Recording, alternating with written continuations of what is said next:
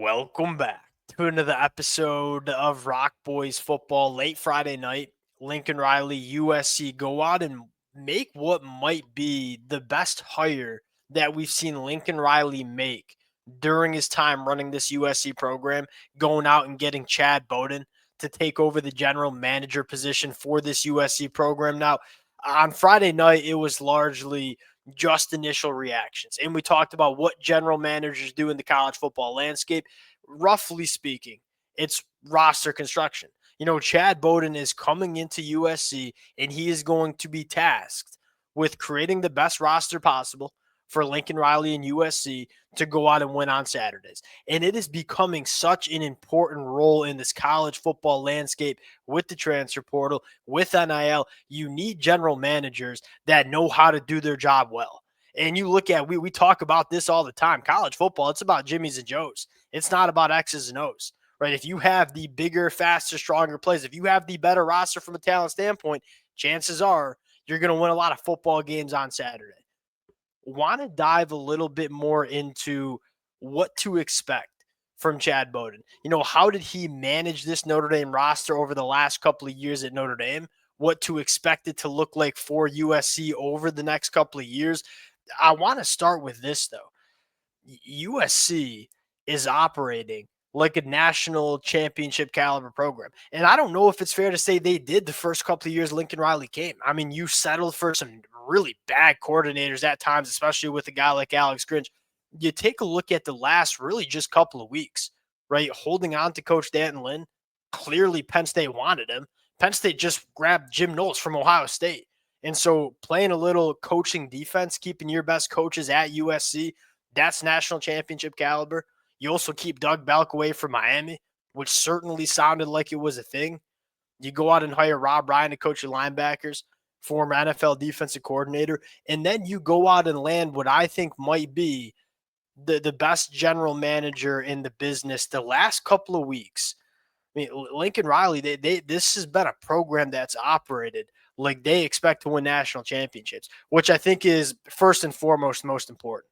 Now, I want to get into Chad Bowden, what to expect from a roster standpoint over the next couple of years before we do, and as always, the USC fans, this is going to be really fun to talk about over the next couple of weeks. We are going to see immediate effects of the Chad Bowden hire in terms of who they're bringing on campus, who they are really going after on the high school recruiting trail over the next couple of weeks. It's going to be really fun. Appreciate you guys rocking with it. If y'all do enjoy the content, consider subscribing to the channel. Going to be a busy next couple of weeks on the recruiting trail.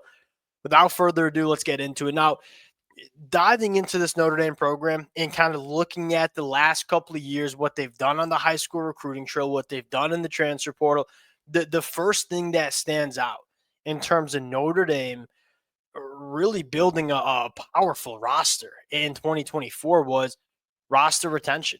We talk about this a lot. It's not the flashiest thing to talk about in this modern era of college football, where it's a lot more fun to talk about new players coming into your program. It's a little less fun to talk about holding on to your good players. It's becoming one of the most important aspects of college football. You look at the past couple of national champs, Ohio State in 2024, Michigan back in 2023. I get that Ohio State made some really good transfer portal additions. Caleb Downs, Will Howard, Quinshon Judkins.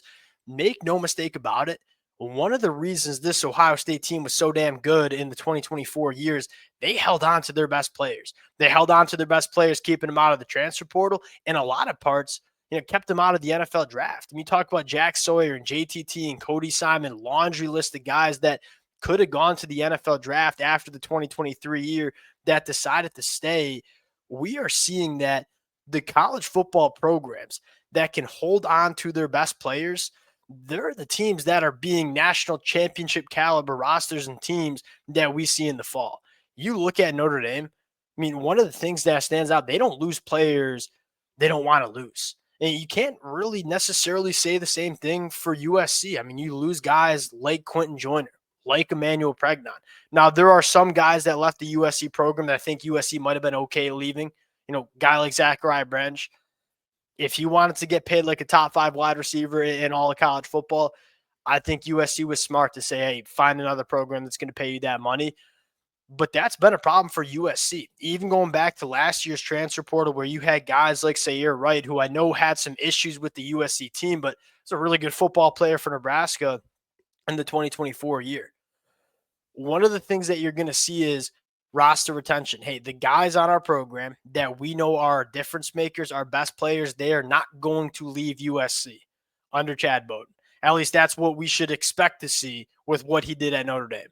Number two, high school evals are elite. One of the other things general managers do is, hey, they're responsible for making the high school recruiting boards. Hey, what guys do we like a lot? What guys do we want to push the chips into the middle of the table to go out and get? You look at this Notre Dame team, they don't miss on the high school recruiting trail. And with all the injuries that you saw Notre Dame accumulate in the 2024 year, they had to put some younger talent out there that they probably weren't too comfortable with. And those young guys didn't flinch. I mean, USC's evaluations at the high school ranks, you go up and down their recruiting classes the last couple of years, a lot of their top guys are their top players on their football teams. We love to talk about high school recruiting rankings. What matters more is getting guys that you think are going to fit your program and play well in your system. Notre Dame had a very good process in terms of the guys we grab out of high school. They come in and fit our team, and they play really well. We don't miss on our evaluations. Last thing that I think fires me up the most, line of scrimmage being a priority. You look at Notre Dame's roster, not a single transfer portal addition on the offensive line. You flip to the defensive line, only one transfer portal addition. This is something we talk about a lot. There are a lot of positions in college football that you can go out and address relatively easily in the transfer portal. Line of scrimmage is not that position. If you want to have good line of scrimmage play, you damn well better be getting it from the high school recruiting trail. That's what Notre Dame does. You take a look at their high school recruiting classes, it is built from the line of scrimmage out. We are going to grab as many good line of scrimmage players as we can out of the high school ranks, bring them into the program. Because we know if we do not have good line of scrimmage play coming out of the high school ranks, chances are we're not going to have good line of scrimmage play, period, because you can't build your offensive line through the transfer portal. And so you look at Notre Dame and what they've done, line of scrimmage on offense, line of scrimmage on defense, they're not using the portal to build those position groups. And as a result, you saw some really good line of scrimmage play for Notre Dame. And, I think the last thing that would excite me the most if I'm a USC fan is, hey, why did we bring Lincoln Riley to come and coach at USC? He was a proven very good head football coach at Oklahoma, but what made him such a good head football coach at Oklahoma was the X's and O's standpoint. How well he could design and call an offense. From what it sounded like the last couple of years, Lincoln Riley had way too many responsibilities when it came to roster construction. And I think that kind of takes time away from designing and installing your offense and developing your football players. Now that you hire a guy like Chad Bowden, who again, I think is, if not the one of the best general managers that you see in the sport, hey, Lincoln Riley can say, okay, I don't have to go into NIL negotiations with these players. I hired Chad Bowden to do that. Now I get to focus on football. I get to focus on developing an offense. I get to focus on developing quarterbacks. You're going to get the best out of Lincoln Riley too. And I think one of the things you could say has been a disappointment is that it's felt like, especially in 2024, like that wasn't a brilliantly schemed offense, I didn't think, from Lincoln Riley. And I think a large portion probably had to do with him doing way too much from an NIL negotiation standpoint. You should not be spending much time doing that. You got to allocate your time. Go hire somebody who's really good at doing that. Chad Bowden's really good at that. Now we get the best out of Lincoln Riley as an on-the-field football coach. That's why you brought him into USC. This is, again, it's a hire that the national media ain't going to talk about.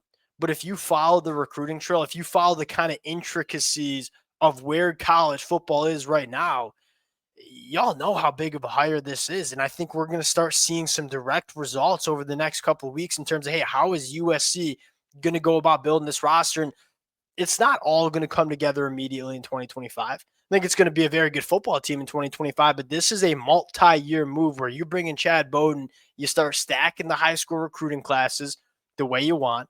You start supplementing in the transfer portal the way you want.